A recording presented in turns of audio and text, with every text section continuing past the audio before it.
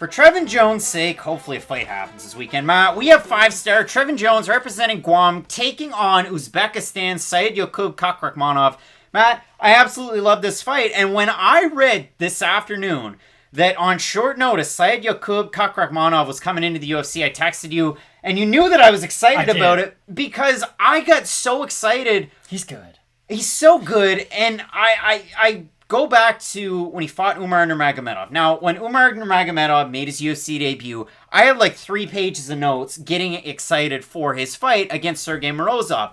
And I studied frame by frame his fight with Saidyokub Kakhramonov because it was one of those one-off PFL like showcase fights that they used to have. You haven't really seen as many of them this year. But for Kakhramonov, he was 22 years old. He was still green. He had no losses on his record. You go in, you lose a decision to Umar Nurmagomedov. That's fine.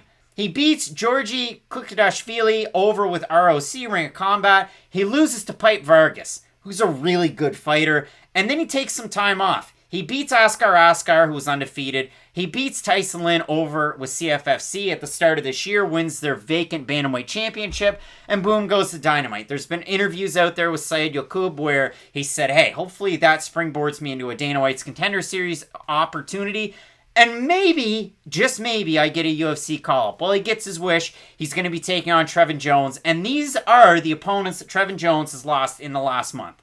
Tony Kelly, that was supposed to be a fight. Aaron Phillips, that was supposed to be a fight. And the list goes on and on because Ronnie Lawrence, that was going to be a fight. And then for this week, it's supposed to be Manny Martinez, who also pulled out.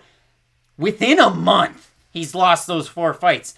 Now, it's not that nobody wants to fight Trevin Jones. It's just unfortunate circumstances. He's won 4 fights in a row against Mehdi Baidullayev. He beat Takafumi Otsuka. Then he had the fight against Timur Valiev where he knocked him out, but he tested positive for the weed. And then he knocks out Mario Bautista. So really in this fight, Trevin Jones is a guy that I thought was going to have a bad UFC run. Didn't throw a lot in combination. I've called you out because of it. Didn't throw a lot in combination. Threw a power jab where he kind of baited Timur Valiev in. Valiev was a huge favorite in that fight. Against Mario Bautista, I had Bautista to win. I thought he was more well-rounded. And out of all the tape study that I did on Trevin Jones, this is a guy that's fought with so many different organizations, but it was the fight in deep where he took on Takafumi Otsuka.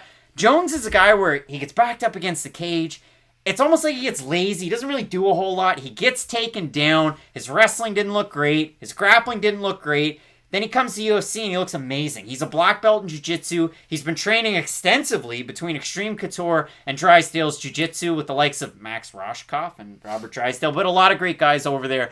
Trevin Jones all of a sudden has blossomed into this star, and now for Saidyokub Kakhramonov, you get an opportunity to steal some of the thunder. He's only 25, and for Saidyokub, what's he good at? Effing everything. He is a really well-rounded MMA fighter, and this is the only thing I will say. The UFC is kind of doing him a disservice right now. I feel like on Tuesday Night Contender Series, he would be able to have one of those showcase performances where he is a minus 600 favorite, kind of like what we've seen in a lot of those cases on Dana White's Contender Series. He could be your next O'Malley. He could be your next Melzik Bogdasarian. He could be a special fighter. This is tricky. Exactly, and I don't think you say the O'Malley name to say he could be that level of a star, but he could have that level of success in the UFC, and that really is the thing. His skill set does shine. He's a great striker. He's got good kicks. He does have the wrestling too if he really needs to go down to it. Like, he took down Nurmagomedov in their fight. That tells you all you need to know about him. The problem is you're fighting Trevin Jones on like 4 days' notice. And at the end of the day, that does have to be taken into consideration. Trevin Jones is an interesting fighter. And I always go back to what Jorge Masvidal said after he went away for that year on the island and knocked out Darren Till. When you look at Jorge Masvidal, a lot of his losses were split decision fights. They were fights that were really close, but you could tell that it was almost like he'd get out to a lead, and then he would kind of take his foot off the gas pedal. He would become kind of lazy in his fights, for lack of a better term. I think Trevin Jones is very similar to that. I feel like with Trevin Jones, it is a mentality thing over than a skill set issue, because when you do look at him, when he is moving forward, when he is throwing in combination, defending takedowns, like, he looks legit, and he does look like he could be, and again, it's hard to say with this division, 135 is so good, but I wouldn't be surprised at all if in 8 months' time Trevin Jones had a number next to his name, and that's why this sucks so bad for Kakhramonov. We've seen this at least recently. There's been fighters who come in on short notice, and they're able to win by that one quick flash knockout. The issue is that I've seen Trevin Jones get dropped by Timur Valiev, and he was still able to come back and win that fight, and I understand a lot of people might look at that as, oh, he might be susceptible to shots to the body. That's one of those cases where, like, at a certain point, you have to see a fighter go through adversity and see how they're going to react to it. Some fighters don't react well to it at all. Trevin Jones got up, fought his way back into that fight, and was able to knock out a borderline top 15 guy now after his win over Hani Barcelos. Like, Trevin Jones deserves some of those borderline top 15 guys, I believe, and that's why this is such a disservice to Kakhramonov. It really does remind me of Brahimaj versus Max Griffin with Brahimaj's UFC debut. When I look at this fight, so for Trevin Jones, like, full transparency, we've done one video, got ready for 3, so I'm going to give you my picks. I think he would have beat Tony Kelly. I think he would have beat Aaron Phillips. I picked Ronnie Lawrence to win. You picked Trevin Jones.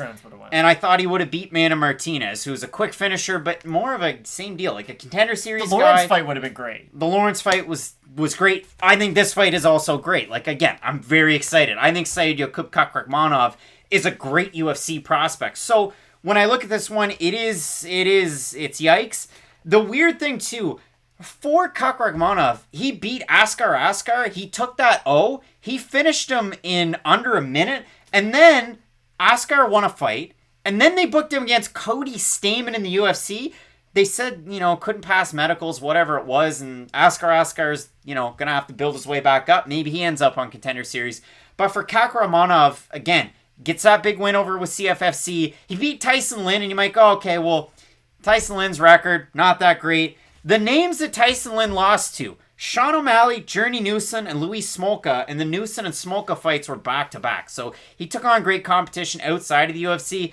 Kakhramonov looked amazing. Took him down really early, got on top, implemented his game, ends up with the finish. So I really do like it. The other thing with Kakhramonov, trains at a Team Oyama with Luis Smolka and the gang. Colin Oyama, and I say it every time I get the opportunity to, one of the more underrated coaches in MMA, and we don't hear enough about him. No, we really don't. Like, he is one of those guys who does not get the spotlight for some odd reason. But again, at the end of the day, it's hard to pick against Trevin Jones. Like, he's done enough in his only 2 UFC fights to prove that he deserves at least a borderline top 15 guy. And again, I don't think Trevin Jones should go in there and fight Sean O'Malley tomorrow. Probably be a great fight, but I do think he is deserving of some of those guys who do have a bigger name value. Because for Kakhramonov, again, this is a huge disservice to him. You already brought it up. The Tuesday Contender Series would have almost been perfect for him. You could have built him up a little bit more. You could have told his story and explained some of his wins outside the UFC, and then you could have given him, and I hate to say an underhand toss, because there are upsets in Dana White Contender Series, but, they make those fights for a reason. The odds are there's rarely pick-em odds, let's just say that. So, for me, I guess I'll still pick Trevin Jones, but again,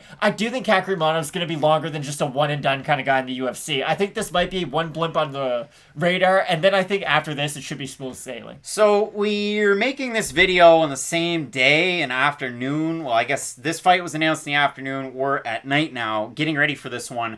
No odds on it yet. Topology votes sparse. 176 total votes, 81% Jones, 80% by knockout for the 19% that have Kakhramonov, 62% by decision, 29% by knockout.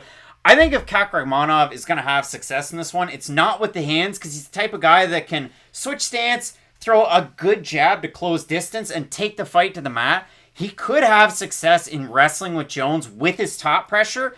Jones, again, with sneaky jiu-jitsu on the mat. There's a lot of things that I like out of Jones where he baits guys in. And Saidyokub can overextend himself a little bit. There's a great opportunity for Jones. So I'm ever so slightly going with Jones, but when I see the odds come out for this one, I would not be surprised if Jones is in the range of like a minus 250 to a minus 300 favorite. I think I'm still pissed off that they say Timur Valiev's on like a 19-fight win streak. That's a lie. Yeah, exactly. It's a huge lie. It's a lie. Exactly. Trevin Jones, he should be on a 2-fight winning streak in the UFC, and I think he'll be able to get done this weekend. Both of us going with Trevin Jones. The other grain of salt, this guy's had 4 different opponents to get ready for. At least he's been in the gym, though. And again, that is the important thing. I would much rather Trevin Jones having different opponents but staying in the gym than a guy coming in on a week's notice. And the Ronnie Lawrence one, a decent comp. Both of us going with Trevin Jones, but I do, honest to goodness, think that Saidyokub Kakhramonov has a great opportunity in this one. If you like him, let us know down below in the comments section. Likewise for Guam's, Trevin Jones.